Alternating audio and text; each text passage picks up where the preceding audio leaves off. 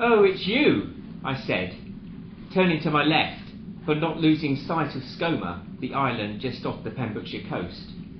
I sat just beyond the stony outcrop on which I assumed the soft crunch of footsteps would be followed by the paws of a dog. "Who are you expecting, Brendan?" Maddie replied. "The French lieutenant's woman." Then she said, "Anyways, I've always looked my best in the dim light, and now the sun's gone down, I'll be positively lovely in an hour's time. You won't even need your beer goggles." "Who the hell do you think you are? Do you think I've been sat here every night for years, waiting for you to get bored of the rest of the world and come back to play with me before pissing off back to London? Did you suddenly realise that you hadn't pulled all the legs off this particular insect? Did you think I've been a hermit, a monk, a fucking small-time loser whilst you've been a city girl, a success, a star? And within a minute of saying hello for the first time in years, you assume, just as you've always assumed, that I would want you, beer goggles or not?" The rant was played out in silence. The words were full of rage, but they were all inside my head. It was a speech that I'd rehearsed about 1,000 times, mostly in the first 6 months after Maddie had left. It had been a long time since I needed to, but Maddie's return had forced me to the place where the land ran out of land. I'd been there 3 times in a week. Maddie rode out the storm, or rather, my pause. Some might call me strong and silent, or typically surly for a Pembrokeshire man, a farmer at that. But Maddie knew there was more to say. She knew the way in, but that was for another night. This first meeting was just for hello. When I asked why she'd come back, Maddie said her mum wasn't well, not long left. So I said, "Oh," mentally deleting alternative versions of this reunion with tear-splashing monologues and Maddie's declaration that she'd come back to her senses and come back for me. My mind worked fast, but the stab of disappointment cut through my ribcage with the agony of an arrow, a blunt and rusty arrow at that. "I'm so sorry," I added, with genuine regret, and I took Maddie's hand. The conversation that followed was full of facts, medical facts mostly, that and some comment on the coolness of the breeze. We'd spent years on this spot, holding hands and chattering like kittiwakes, as much a part of the landscape as the rocks themselves. In spring, we hoped to see a puffin taking a last pit stop before finding its burrow on Skomer. In September, as now, we waved at the Manx shearwaters who crept in and out at night to avoid the sharp eyes and murderous beaks of the gulls. And like the birds, we had always come back together until 12 years ago. It wasn't the dusk or the cold that forced the end of our chat. It was the flash from a lighthouse 20 miles north. We'd both seen it, a beacon and a warning, a danger to avoid on that night. Maddie said she'd better be off and asked, maybe tomorrow. But I said no, it's raining tomorrow.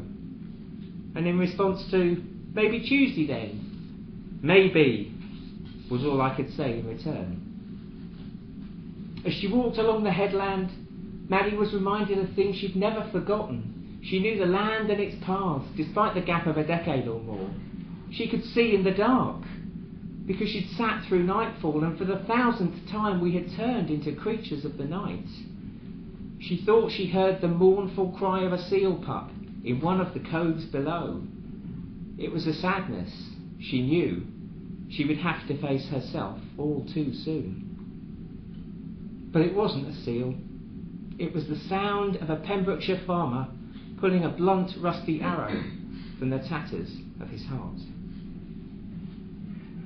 A fortnight later, Maddie and I were back on the point, taking advantage of September before the months of wet misery to come. It was our 3rd meeting, and we'd come dangerously close to running out of safe topics of conversation. The atmosphere was warm and crackly, but we were safe in the knowledge that lightning had struck here before. Each night the darkness came a little bit earlier, so our casual crossing of paths was ever more in dusk.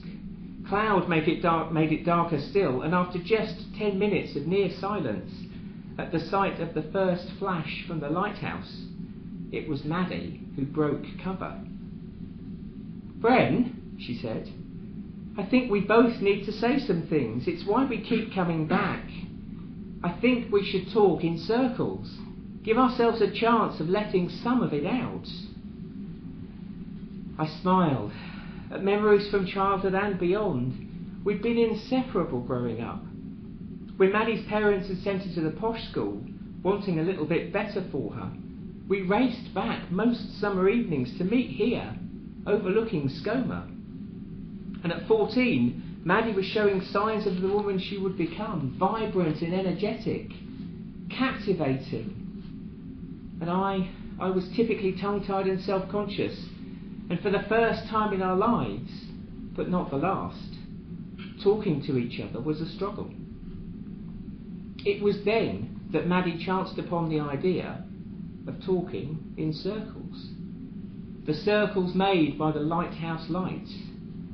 We would take it in turns to speak in the 15 seconds between pulses from the lantern. And earnestly, Maddie explained that silence and talking for longer were both not allowed, because girls knew that communication was the key to a healthy relationship.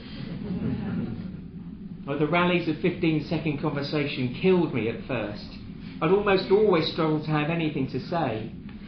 I had more words in my head than the puffins ate sand eels, but all my words sounded a bit crap long before I'd said them. There were circles when Maddie crammed a minute's worth of words into the time available, and when I said barely anything at all. I usually warmed up, and it was usually all right, so long as I didn't say to Maddie what I really wanted to say. Then one July, as an end-of-term party approached, Maddie shared a dilemma. I remember it well. So I'm not sure whether to go with Idris or Richard. They're both pretty hunky, although Richard is a little taller, but Idris is a better kisser, according to Jane anyway. She's kissed everyone from here to St David's, and I'd like to be kissed at the end of the night, so maybe Idris. What do you think, Bren? I don't know. In the next circle, Maddie added detail about Idris's mouth and Richard's muscles. In the one after that, she had a go at me for the one-word reply, both! And all of that led to the answer to the question she was really asking. It came right at the start of my circle, just as soon as Maddie had stopped speaking. "I love you, Maddie Thomas," I said. "Always have, always will, so go with who you like." I stormed into the darkness and Maddie missed a turn. The first silent 15 seconds in her life. Followed by the next as Maddie waited for 2 circles of the lights. I was the best part of 30 yards away before I heard a shout on the breeze, "Me too, Brendan Jones, me too." We kissed a lot that summer. The sex would follow a year later. We broke up at 18, tear-stained and messy. Got together again at 24 for a glorious summer at least, until Maddie left Wales and Skomer and me with just a note of apology saying London was calling. So talking in circles was a 2-person secret until tonight. That and the knowledge that the time between circles was the real speed of light. And yesterday, Maddie and I played the game again.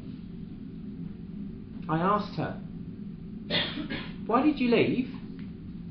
And Maddie said she was scared, she felt trapped, she wanted to escape Wales at the time, she said she wasn't ready to settle down, and she said it didn't matter now. But I pressed her in 15-second circles until a flash of light forced her to say she thought she was pregnant, 2 months gone, and left to have an abortion. Whoa, I've been married, no kids, and we've long since split up, so I said, "Maybe it matters now, maybe it mattered at the time, couldn't you have talked to me?" She said she didn't, she wasn't, pregnant, I mean. She said I'd never have known, and she said she was sorry. But she didn't feel like she could come back. I shook my head before I spoke again to say, "End of game, Maddie, end of game." And I gently pressed a forefinger to her lips, so she heard the monologue I've been working on for 12 years, and most of the last fortnight. I didn't know what it was when I was 15. I thought I did, but I was wrong. When we got back together, I knew it was real. It scared me. It scared me to death. It wasn't shyness, it was fear that you could do better, that I'd never be good enough for you, scared that you'd leave me. And then you did. Oh, I knew what love was then, by not having you in my bed, not having you to talk to, not seeing you at all. You didn't come back, and I was like the shearwater, unsteady on my feet, ungainly, vulnerable to predators. I used to come out here all night, willing a gull to swoop and turn me into a carcass, just the breastbone and some feathers left, which was pretty much how I felt at the time. And I became the man you'd feared I'd be, short and bad-tempered, narrow and closed. I had a lucky escape. "Oh, thanks," Mandy piped up. I said, "I couldn't have made it work, us work, not even if you'd fooled yourself that you were ready to settle down. You'd have left me at some point, and there'd be no coming back from that. I'd have married a sheep and be eating grass for the rest of my life. But it's okay now. I've come through it, and you're back for a while. Do you know, I think I'm your island, the place on which you land from time to time, something that's there when you need it, until it's time for you to leave again. And that's good enough for me. A scrabbly old breastbone and feathers, after all." Oh, I think I've said this to you before, but I'll say it again now. I love you, Maddie Thomas. Always have, always will, so go. With who you like. I said all of that. It took a lot out of me, and a lot more than 15 seconds. And you're thinking that Maddie paused, and at the next flash of light she said, "Me too, Brendan Jones, me too." It didn't happen. Maddie placed her hand on the side of my face and said, "Brendan Thomas, you have changed. Once you get talking, there's no shutting you up." So let's see if Maddie's here in a few months' time. If she flies away, let's see if she comes back for another summer. And if so, we'll be sat here, looking at Skomer and talking in circles, just as we've always done.